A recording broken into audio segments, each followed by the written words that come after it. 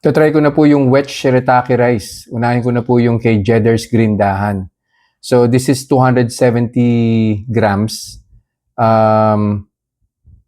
Of course, hinugasan po siya. Nilagay sa strainer. Tapos nung medyo wala na pong water, inilagay po siya sa frying pan hanggang sa mag-evaporate po yung liquid po niya. So ngayon, ito na po yung itsura niya. Ayan.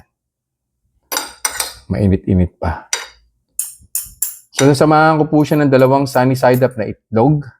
So kung magkakaroon po ng blood sugar increase, huwag niyo pong pagdidiskitahan yung egg.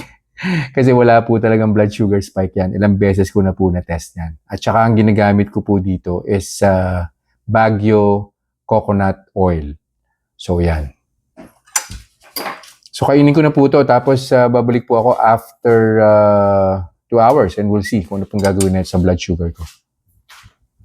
Nakakuha na nga po pala ako ng blood sugar baseline. Currently 113 po via the Otay CGM.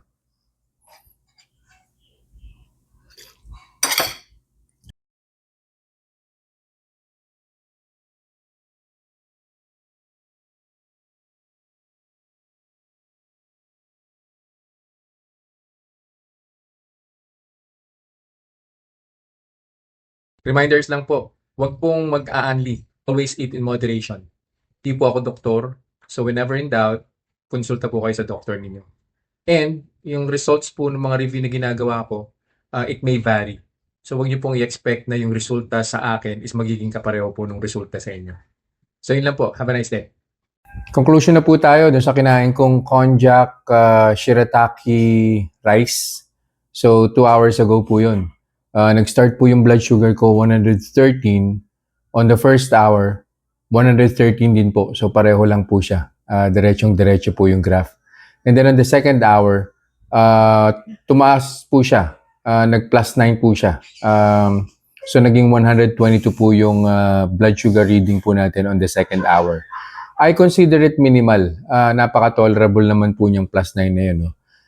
To think na yung CGM monitor po natin, yung arrow po niya is padiretso na po siya. So, ibig sabihin yung 122. Yan na rin po yung peak niyan. Hindi na po gagalaw yan. So, ang conclusion po natin, no, wala pong problema yung konjac rice na kinain ko po. Medyo madami-dami rin po yun. Halos 1 cup po yun.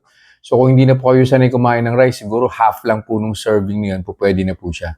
Kaya lang you have to remember na ang lasa po niya or ang texture po niya is hindi po siya parang grain ng rice. Para po siyang pearl. Yung pearl po na makikita niyo po sa milkshake, sa milk tea. Yan, yung pong pearl doon. Pero nakikita ko po siya na perfect doon sa mga ulam na alanganin kainin ng walang rice. Like for example, kare-kare. Diba? Sinigang na baka. Yan. Yung mga maanghang po, Bicol Express.